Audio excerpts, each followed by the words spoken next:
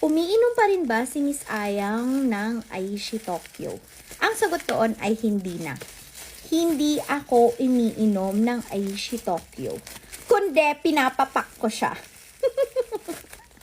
So guys, nag-unbox ako ngayon ng peke na Niacinamide Serum. In order ko to dito sa TikTok because I wanna compare our original Niacinamide Serum with the fake one. So, as I can see, dito pa lang sa barcode, ibang-iba na siya. So, yung peke, ganito po yung itsura niya. Halos parehong-pareho po talaga. Pero, dito sa lot code po, nagkaiba. Ayan. Kung mapapansin ninyo, papakita ko naman sa inyo yung original. Ito naman po yung original. Ayan siya. Kung sa packaging, halos walang pinagkaiba. Kopyang-kopya nila. Pero dito, sa lot code po, hindi. Kasi mas malalaki yung lot code namin. Magaling na rin yung mga namemeke. Ayan o. So, yung fake is yung maliliit, yung mga text. Yung original is yung malalaki.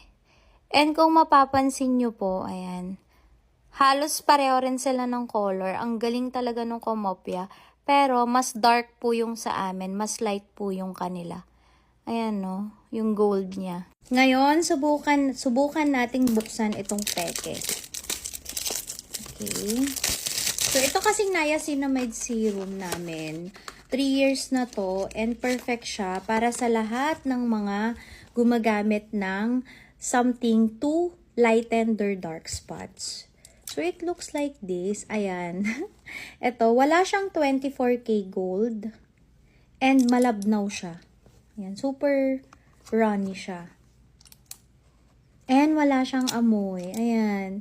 Kaya din talaga hindi ko pinapatanggal yung, ayan, wala siyang amoy. Ayan, para lang siyang tubig. Kaya din hindi ko pinapatanggal guys yung scent ng Niacinamide products po natin.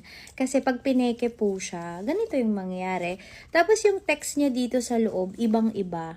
So, itong peke po, ganyan yung color niya. Yung original naman is yellowish. And meron din kaming batch code sa puwet. Dito wala silang batch code. Yung original po, malapot po siya and habang tumatagal is nagte-turn siya into yellow at meron po siyang 24K gold na nandito sa may particles po niya. Ubus na kasi itong akin eh. By the way, magbubukas ulit ako and i-compare natin siya ng video lang nang wala yung mukha ko. Pero kakaloka. Dito hindi nila na peke yung formula. Mapepeke nila yung packaging pero yung formula at effect ng product natin hindi.